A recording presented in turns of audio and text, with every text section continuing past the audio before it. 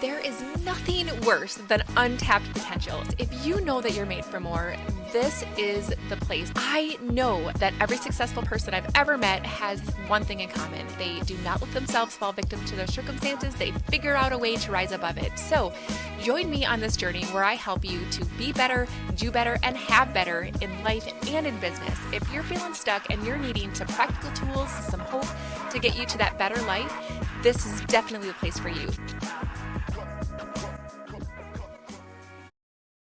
Hey everybody, welcome to the Unstuck Podcast. I am so excited that you're here. I'm the host, LaChellewieme, and we get a chance to have a really amazing conversation with my new friend, Beth Koritz. You guys, she is a counselor. She is a coach. She is all about the things that we are about here at the Unstuck Podcast, ways to get ourselves from where we are to where we want to be. And I am just so excited for you to be here in this conversation today, Beth, and we can learn from you and your wisdom and your inspiration. So welcome to the show. Oh, thank you so much, Lachelle. I'm so excited to be here. Okay, so I would love for you to tell us more about who you are and who you serve. Give us the insight into all of the passion that you have for the world today. Okay, well, so who I am a licensed professional counselor. I came to that late in life. I didn't graduate with my master's till I was 50, and that whole journey and transition feeds right into your message. Yeah. But so I'm a LPC, and after 8 years in practice, I started coaching as well. So I do both right now, and they're separate. But I tell my coaching clients that I bring all of my skills and tools and expertise to the coaching as a therapist to the coaching table. Yes. So they get kind of a double whammy. They do. That's a blessing because that is rare that we have the merger of the two. And for the audience that are unfamiliar, I guess, with the difference between a coach and a counselor, how would you describe that? Well, as a therapist and a counselor, I work with people on mental health issues, anxiety, depression, trauma. And as a coach, what happened was I was a coach before I went to school for my master's degree. And the people I was coaching, I could tell they had things that they had to work through that were out of my scope of expertise.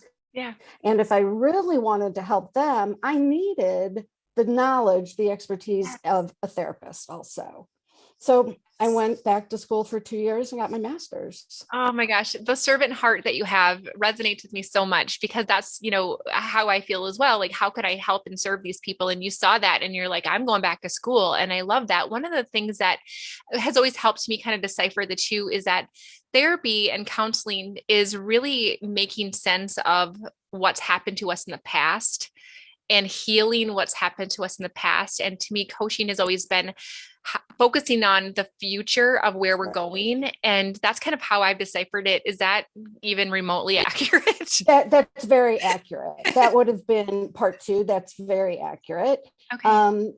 And it's moving forward. Also, coaching can be much more directive than therapy.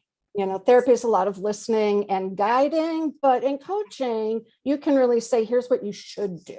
Yes. And as a therapist, I would never say that. Yeah. Yeah. And I think that one of the things that you've mentioned that I thought was so insightful as well is that you were a coach and then you decided that you wanted to learn more about therapy. And I think that what that does is it highlights what I see as well in my clients is that it is often really hard for us to go forward unless we've healed the things that continue to show up in patterns from our past. And we oftentimes want that dream career and we want a coach to push us in the right direction and we want our business to blossom and we want all of these things. But until we start to address the deeper issues of lack of confidence, lack of belief, trauma, triggering, all of those things, sometimes it's hard for us to take the steps forward. And sometimes what I find is that as a coach, I can lead you, I can give you a strategy, but there's a gap between knowing and doing. Right. And the gap between knowing and doing is oftentimes rooted in the things that we have unhealed from our past. Do you find the same? Right. Absolutely. The self-limiting beliefs and the fears that are blocking us from that forward movement. Yes. And, it's a pet peeve of mine. And and I'm not putting all coaches in the same basket, but not all coaches have the knowledge and the expertise to help clients pass those bigger, deeper things. Right. And I was just watching a coach on a reality show, real coach, real client, right? And I was cringing, like just cringing, like saying, that's not what this is about. You know? He needs help with this. Yes. Oh my. So I just tell people you really need to do your homework before you hire a coach, or you need to see a therapist and a coach. Yeah. Or to trust that the person that you're working with knows enough to say, this is maybe out of my wheelhouse, because I think that coaching is well, one of the things that I love about coaching is that oftentimes what a coach does is it helps the person that you're talking with discover and unravel the knowledge, the truth that they already have inside of them. It's not necessarily me telling you what to do. It's helping you discover that you've already always known the answer. It's like the Wizard of Oz. Like she already had the ability to go home. She just didn't know it yet. And it took the Wizard of Oz to bring that out of her. And I think that sometimes though, you can get to a place, right, where you're like, okay, I don't know if what I have is able to bring this person, down that yellow brick road. I need to bring in an expert into this, for me to help with that journey. Yeah. Well, even as a therapist, I do that. I can have a client come to me and say, that's not my scope of expertise, but let me refer you to somebody who really specializes in that. Yeah. We can't all do everything well, right? Absolutely. And I think our clients really respect us for that. They don't think of us as less than, they appreciate that. Yes, 100%. And that's their servant heart in you and the servant heart in me that's connecting with that. What made you just so passionate about doing what it is that you're doing? How did you get into this in the first place? And can you relate to the people that you help? Oh, I totally relate to the people that I help, because I help the people that, like I say a lot in my social media, I know you because I am you. Yes. The people I work with, I've been there or been close to there. I get where they're coming from because I probably came from there. Yes. What got me into it was I had been like I can't think of the word, but like a repetitive entrepreneur. I had done so many things with my life because once I did them, once I created this business or that thing and got it going and was successful, then I became bored because my juice was in the creation. Yeah. So I went in, right? Can you relate to that? So I went into a year-long mastermind program. And at the end of it, I was like coaching others. And the coach who was leading it said to me, you really should be a coach. So I was like, then I can do one thing, but I can help people do all these different things and not get bored. Right. Yes. And so then I was like 47, maybe. I had just come out of a bankruptcy because I was building homes at the time, and it was 2008 when the market crashed, right? Yep. Lost everything, had to file bankruptcy. So I was really starting from scratch. My life had literally turned upside down, and I was starting from nothing. Yeah. And so I thought I would love that. And then that's where the story comes, became a coach, went back to school. But man, I had fears because I was so stuck. Okay. As you know, starting a private practice, it's not like the money just starts rolling in. You can't support your family as a private practice at the beginning. I mean, often for a few years. You can't. Any small business. And I think that that's something that a lot of us have to recognize, that so many small businesses don't stick with it because they don't realize that it can take up to 3 to 5 years for a business to start to create profit. And some people just don't have the patience for that process. And I'm probably, just like you, I get, excited by the creativity that sometimes can be a hard thing. So yeah, absolutely. And you have to be a good business person also. Like I can't just be a good therapist. I also have to be a good business person because I'm creating and running a business, right? Yes. So I was actually, before I went to school, I was so stuck. I had so many limiting beliefs and fears. Oh my gosh, the list of fears was so long. Can you give us an idea of some of those? Because I would think that it's important for us to name them so that we can relate to you, because I think that I probably had all of them as well. So name a few of those if you would.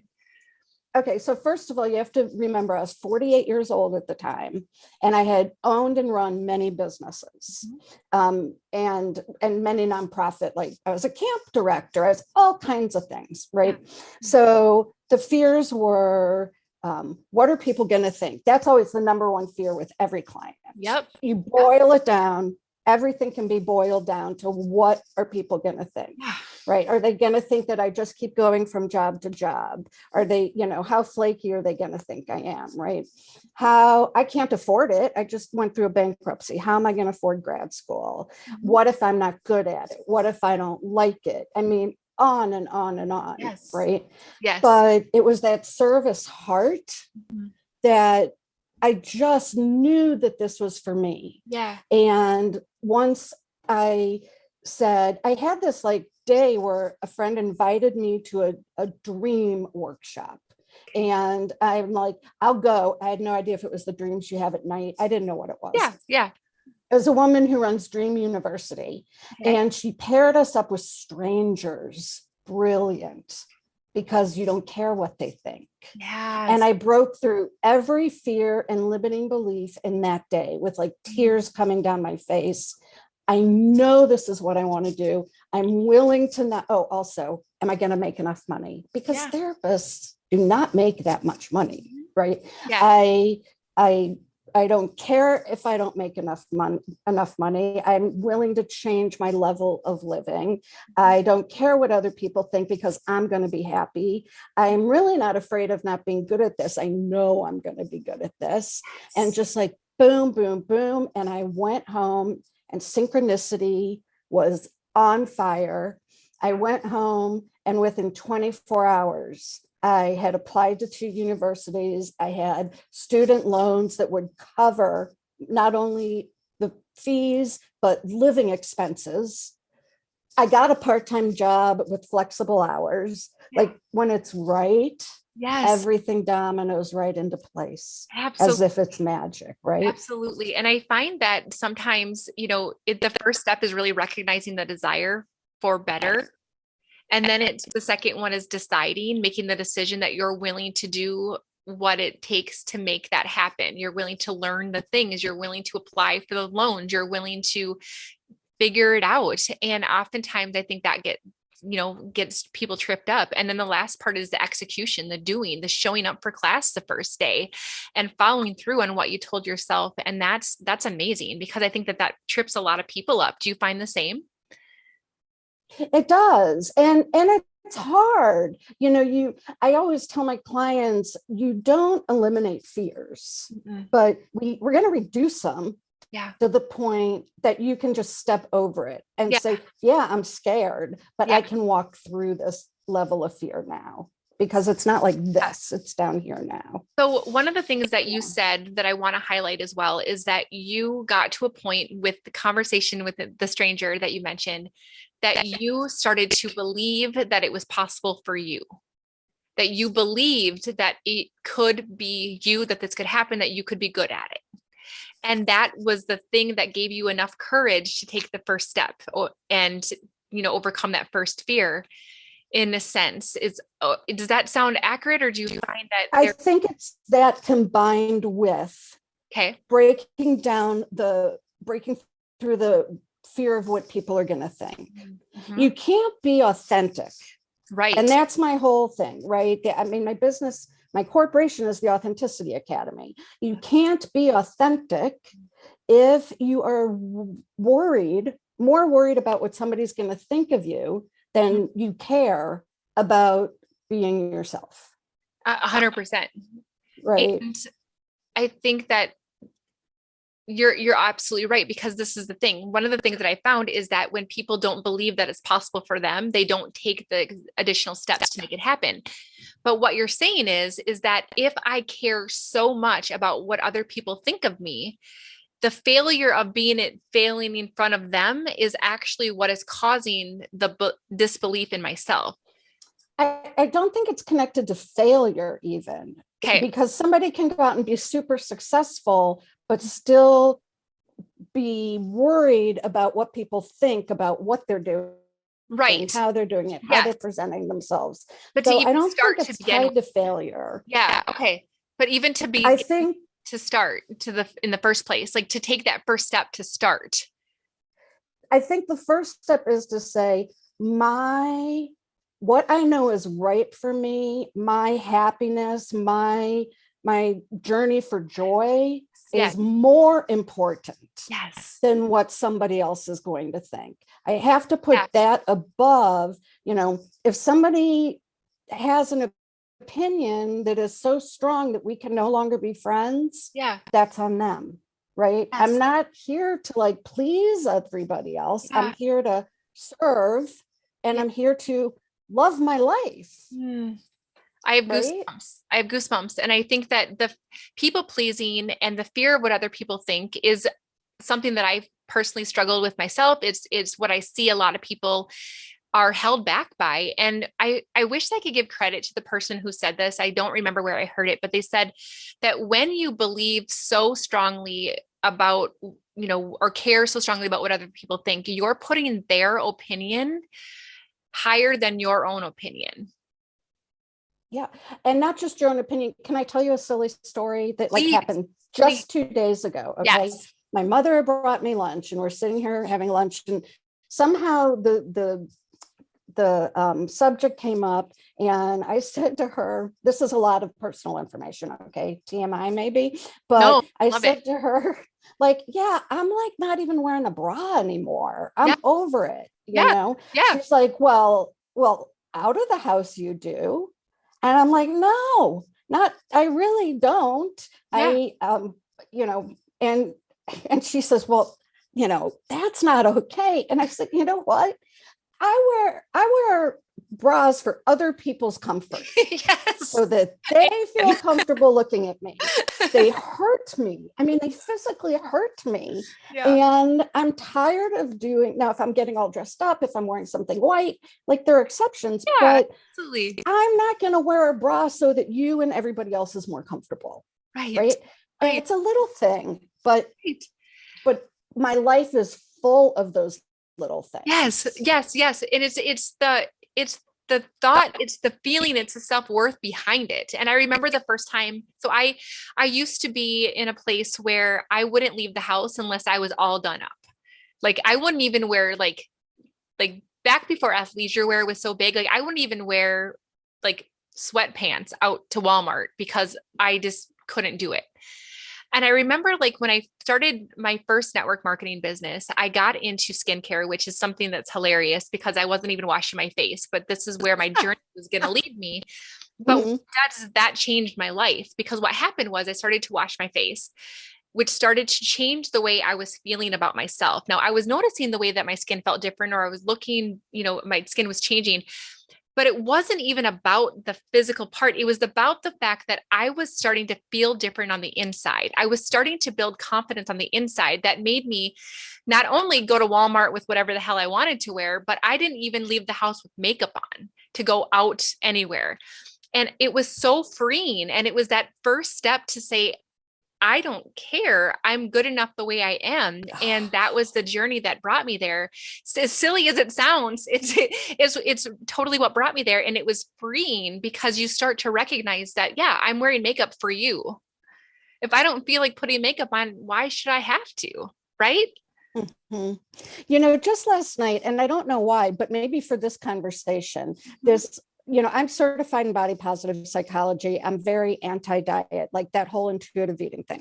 Mm-hmm. But for some reason, all of a sudden, this line from decades ago, nothing feels as good as skinny, and how disgusting that was and how harmful that was. Yeah. But But as you're telling that story, I am thinking of the line, really, truly, nothing feels as good as authenticity. No. It is so freeing, so opening. You are so happy, and it's so life-changing. There aren't words to describe how life-changing it is. Wouldn't you agree? 100%. You wouldn't even recognize me from 6 years ago. And I've stepped into my authenticity and into my vulnerability, and to be willing to be open and be scared, knowing that it might bless someone. And that's what you come back to, is the servant in you says, this is for them.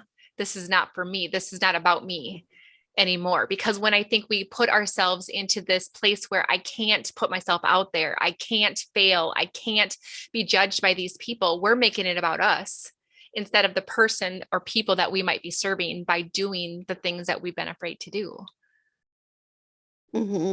So do we have time for me to just mention like what I believe as a clarity coach, the very first step is to all of this? Yes. And you guys, what I think we're going to do is I'm going to ask Beth to share those. And I want to get into all of these amazing tools that she has. But first, I'm going to tell you all about something that I have created with my team to help you connect with people like Beth. I want to bring my experts that I get so graciously get to meet into your living rooms through Zoom in a very private, intimate kind of table. And I want to tell you all about it. So hang tight for a couple of those details. And we're going to come back. And Beth, I want you to dive right into that.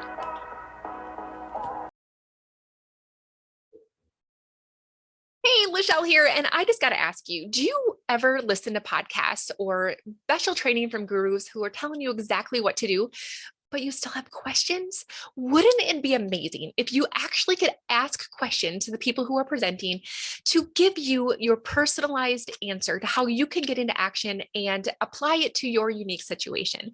That is exactly why I created the Better Club Elite, which is a very special, very exclusive monthly membership that gives you access to those question and answer sessions that are going to get you into action and get you all lined up with everything that you need to start being better, doing better, and having better in life and in business. The support, the answers, and everything that you need to get you into action. So let's go. All right, Beth, why don't you go ahead and share that tip with us and all of the other beautiful, beautiful things that we can learn from you. Okay, so thank you. Step one, it may sound silly, but it's learning who you really are. Okay. So if I were to say to a client, I say even to my therapy clients, tell me about who you are. And they will always, first of all, the first answer is usually 95% say, I don't know. I don't know. And it's sad. It's like shocking for them to realize that. Right. And then, right. I mean, tears. It's heart-wrenching for somebody to think like, I don't know who I am. If I ever knew, I don't know anymore. Because right? Is that our self-image is just a reflection of what we think everybody else's opinions of us are? Is that part of it? I think it's that when I ask, first they will say, well, I'm a mother, I'm a teacher, right. I'm a wife, right. And I'm like, that's what you do. Right. Yeah. Okay. Those are the roles you fill. It doesn't tell me anything about who you are. Yeah. Right. So often a whole session, if not more than a session, and that's always the first homework assignment, is I want a list of all of your traits, all of your qualities, and like, give me 25. And they're like, 25, like that freaks them out. Right. And I'm like, really, by the end, I'll probably ask for more than that. But that's always the first assignment. And I always tell them it's an adjective. It's a one-word adjective. Don't give me nouns, right? There's a difference. And, I know you're very spiritual. Who you are comes from your soul. Mm-hmm. What you do comes from your human essence. Yes. Yes. Right. Who you are doesn't change with circumstances in your life. Mm-hmm. Right.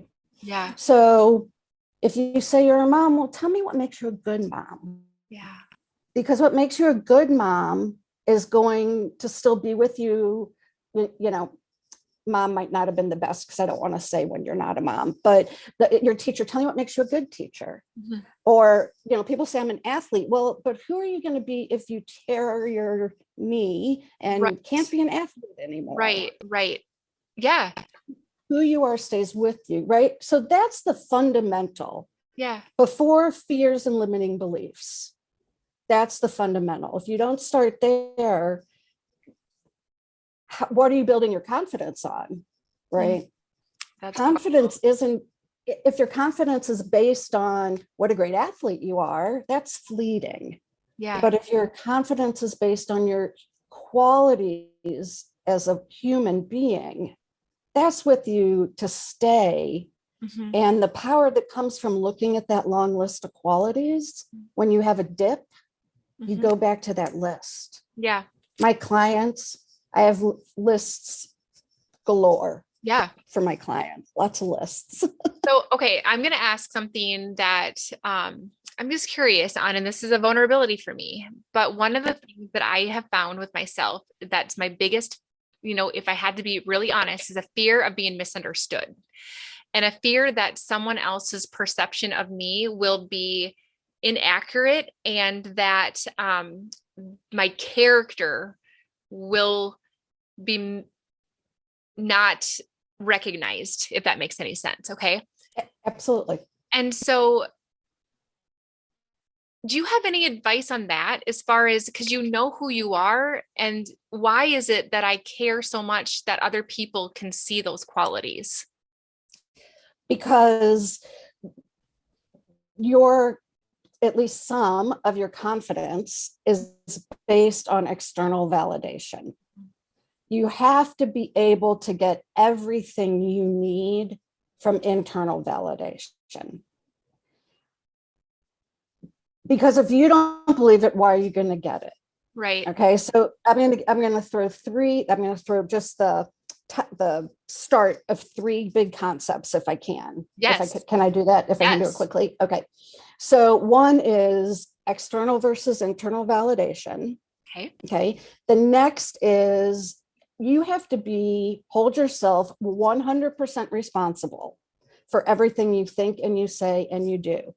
All of your thoughts, all of your actions, and all of your emotions. Think, feel, and do. Okay. 100%. So if you're 100% responsible and that person's 100% responsible, there's no responsibility left for you to hold on behalf of them. Okay. Right. And then the final one is, at the end of the day, you want to just be able to look in the mirror and say, today I was my best authentic self, or I tried to be my best authentic self. Here's where I slipped. Tomorrow I will try to do better. Yeah. So if you take your circumstance, mm-hmm. and you say, I take responsibility for everything I said in the way I said it. Mm-hmm. And you say, I did it as my best authentic self, which means for you, I'm certain, honesty, vulnerability, compassion for the others, right? Yep. And you can't take any responsibility for how they are processing it. Right. You were true to yourself. The rest is up to them. And, one of the things that you said that I really want to dive into, you guys, is that she had to kind of tell me what I already know, in the sense that other people's opinions are based upon their own experiences, their own pain, their own fears, their own programming. And so two people could look at the exact same painting and describe it in two completely different ways. And so there's no way for me to ever control, ever, 100% how somebody else is going to view me or what they're going to think of me. And so it's interesting how we get so hung up on that I want to say there's no way for you to control 1% of how somebody is going to view you, think about what you've said. Yeah. I mean, even 1%, there's not. That's why the 100% philosophy that I have Yeah. is so meaningful. Really, they don't have 99% control. Right. For you to have one. Yeah.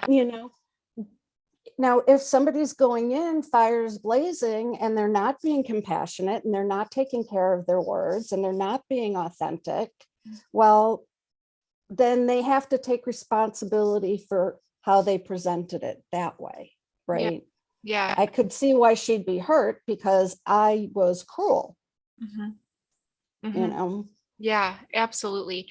So what other things because I think you have I wish I could talk to you all day. I know we I could do this all no, like Beth and I day. chatted before this. She's like, so you want us to go through all of this in like 45 minutes? I'm like, I guess we'll just have to have her back, or we'll have to have her in the Unstuck backstage. I mean, there's lots of solutions we have to this problem, but yeah, I'd love that. I would love to just kind of continue to pick your brain as far as things that you see as common things that we all deal with and ways that you can help us move forward. What things could we start executing or thinking about today that we haven't already discussed? I think changing behavior patterns.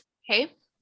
That's a big one. And in order to change behavior patterns, really, number one is self-compassion. Yeah. And can I give you a resource? Can I give everybody a resource outside of you and I? Of course. Of course. Dr. Kristen Neff, Neff. Okay. Has she's done a TED talk on self-compassion. She's written many books on self-compassion, and she has a website called self-compassion.org. Okay, we'll put that in the show notes so that people can have access to that easily. Excellent. Okay. It's my best resource to help my clients with it. A 17-minute TED talk isn't too much to ask a client to watch. No. And my therapy clients, all of them see it. And often I ask them, go back, watch it again. It's been a few months. Yeah. But having self-compassion, look, we all talk nasty to ourselves. We all talk nastier to ourselves than we would to any other human being alive. Right. We do. Right. Even you and I, who have done our work and are helping others, right? Yes. So people, when behavior patterns aren't just changed and changed permanently, people get upset with themselves. But, when we're talking about the intuitive eating, right, thing and the body positivity, I tell my clients I had 5 decades of bad thoughts and bad teachings and knowledge and pain and trauma, right? I will probably always have bad thoughts around food daily, but I know how to correct them. Yes. Right. I know how to correct them, and I don't beat myself up for having them. Yeah. So give me an idea. You use food as an example, and I'm assuming that what you do around that could be applicable to really anything that we get hung up on. So how do you change that thought? You said that I can have those, those thoughts daily, but I've learned to adjust them. Tell me how you do that so that we can execute that in our own lives. So that comes to mindfulness, which is something we haven't talked about, right? Okay. That comes to self-awareness and not being on autopilot. Yep. So that we catch our thoughts before they're before we've heard them, digested them, and buried them. We catch them as we're having them or right afterwards, and allow ourselves a do-over. Say, oh, I didn't mean that. Okay. Like, how many times do you do something and you're like, oh my God, that was so stupid. I was so stupid. Yeah. And to just be, oh, I'm not stupid. That was just a silly mistake. You get do-overs. Yeah. And right? we totally can, you guys. We can reprogram our brains. Our brain is plastic in this, and neuroplasticity is a thing where we can reprogram the channels and the signals inside of our brain if you're consciously intentional about doing that. And I thank you for giving that example to us, and the hope that that can happen. And the most important part is the authenticity that you brought to the table, knowing that even when you become an expert, even when you have, all of these years of knowledge, we still are human beings with programming that has been put into our brains since before we had any control over that. And it takes time, and it's taken a whole lifetime to build that programming. It's going to take time and compassion to reprogram it. And I want to thank you for just being vulnerable enough and authentic enough to say, hey guys, like, this happens to the best of us, right? It does.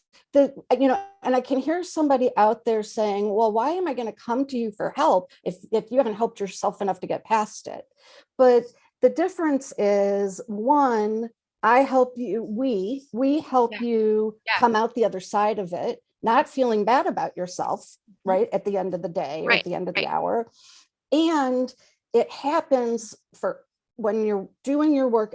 I'm so glad you used the word intentional. It's about living intentionally all the time, right? When you are living intentionally, we do it less and less and less. Doesn't mean we'll ever get to a zero. Right. But less and less, and with more self-compassion and kindness. Absolutely. And I think that, you brought up a point that I want to also address, because I think sometimes people that are in a profession that are needing to be experts are very afraid to be authentic and vulnerable because they don't want to lose that credibility, right? Whereas I have found that the people that I go to for help are the ones that I know have already been on the journey that I'm on, and that they are going to be a guide that are going to compassionately take me from where I am to where I want to be, because they have already been on that road and they understand, and they can treat me in a way that does not allow me to feel judged, and they can walk alongside me with not only book knowledge, but wisdom, true wisdom from a life lived. And I think that the thing that we have to acknowledge, you guys, is that number one, we're living in a fallen world, and our brains are not perfect. Number two is that coaches need coaches, because everybody has blind spots. And I literally just got off the phone with a friend who's a coach, and she's like, oh, but you already probably know this, but I need to hear it. And we hear different ways, and reminders, and like, hey, Lachelle, you're not using this. I know you know it, but I don't see you using it, sister. We need that, because every good coach has it. Yes. Right. And so I think that I'm going to encourage you guys, if you're a professional and you're like, I don't want to lay out my vulnerability out there, let Beth, be an inspiration to you, because she's done it like so beautifully that it makes you want to just be around you, because you know that you have our genuine well-being at your heart. And that's what motivates and drives you, and that you're willing to take us through the journey that's going to be smoother than perhaps the one that you went on. Right. Thank you. And, I have to say this didn't come naturally to me. I fully started embodying my authentic self 10 years ago, 12 years ago. I was almost 50 before this journey really got to the good stuff. And speaking of vulnerability, I wrote an autobiography. I wrote a memoir about this, because my journey has been so difficult. I've been through so many crazy things, like being paralyzed from the shoulders down, insane things. The bankruptcy, divorce, right? And I put it all out there in the memoir, all of it, because I wanted people to follow my journey and learn from it. Yes. Help themselves from it. Absolutely. And before we tie up this conversation, I wanted to just ask, because I wanted to ask this early on, and I want to go back to this. So you were in a state where you lost, everything. You were in the bankruptcy. You were, not 20 years old anymore, where it's easy to make fresh starts. So many of us can get sucked into the victim mindset of, I don't even know where to start. I'm poor me that I'm in this situation. Give us some idea of how you were able to get yourself into action so that you can inspire those of us who are sitting here thinking, I'm stuck. I just want to feel sorry for myself. Because you did it so beautifully, in the sense that it sounds like I did, but tell us about that.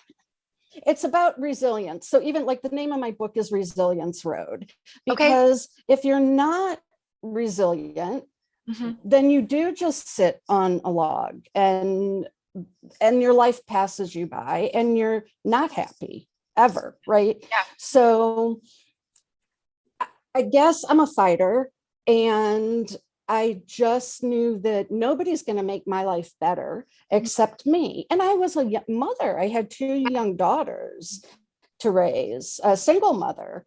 And so it was, for me, it wasn't about doing, it was about what am I going to do? Yeah.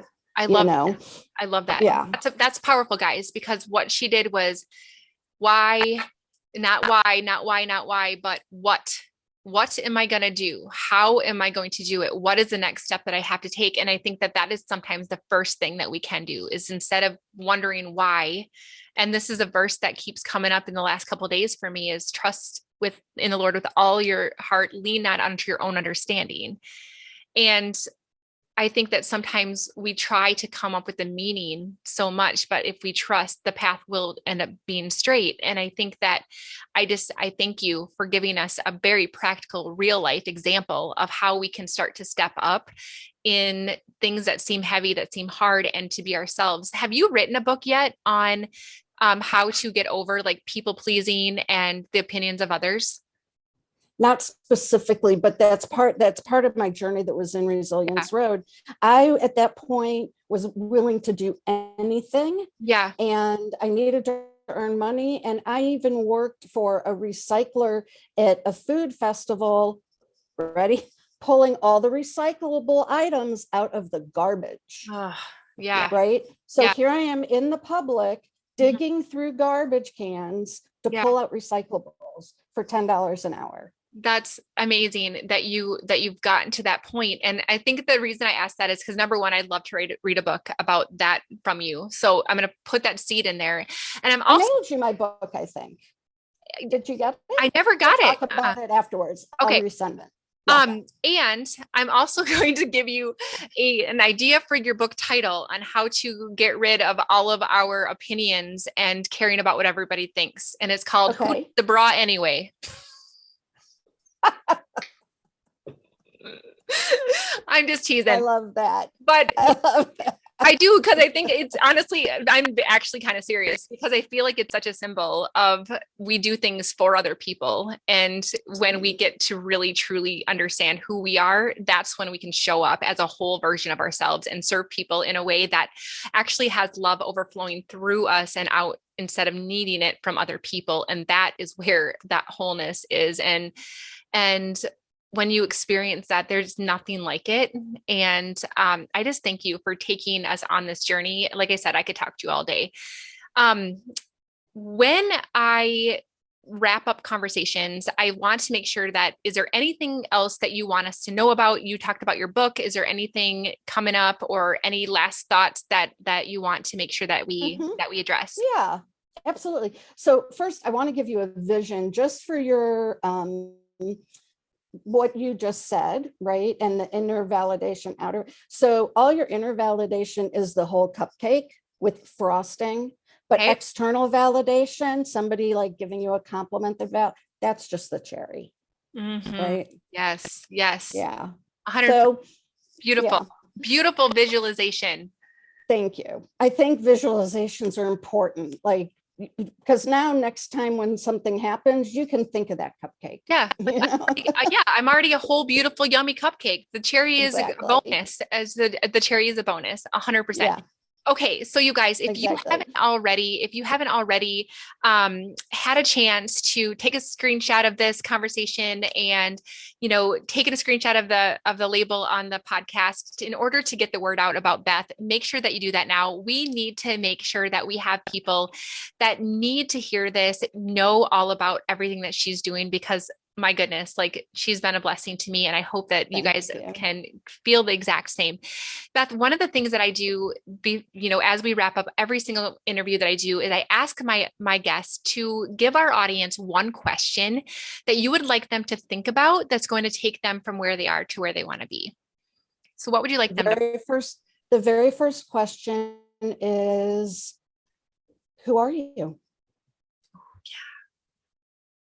Yes. Who are you? And what will your life look like when it's in alignment with that person? Oh, goosebumps. So make that list, you guys, make that list of who you are, because that will tell you who you are, regardless of the title or the job. That's your soul speaking to you and reminding you why you're uniquely special in here in the first place. Oh my goodness.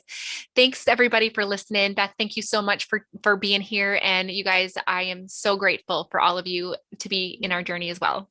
Bye everybody. Thank you so much. I'm honored.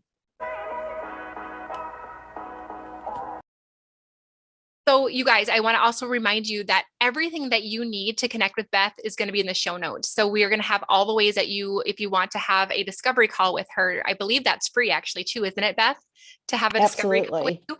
If you want to follow her on social media, if you want to do any of the things to be in Beth's world like I do, you're going to want to check out the show notes. Beth, can you tell us, anything else, any other tidbits that we would want to have in order to get into your world more? Absolutely. In addition to joining the Facebook group, the book that I discussed, Resilience Road, Exploring Your Authentic Life Path, is on Amazon. It's available in paperback and audiobook, which I recorded myself at a local radio station. Awesome. I'm launching a group of how authenticity can help you grow your business. And I do free book clubs every few months. And I also do groups on the basic first module of embodying your authentic self. So just watch out for those things or join the wait lists on my website. I can already imagine some of my friends like gobbling that stuff up. So thank you so much for sharing. You guys, I'm so grateful that we have Beth here to give us all of these amazing tidbits. Thank you so much for listening to the Unstuck Podcast. I'm so grateful to be on this journey with you. And don't forget to check out the show notes if you want to get into my private club, the Better Club, to be able to learn better ways to be better, do better, and have better. So until next time, keep showing up. Let's get unstuck together. Have a great day.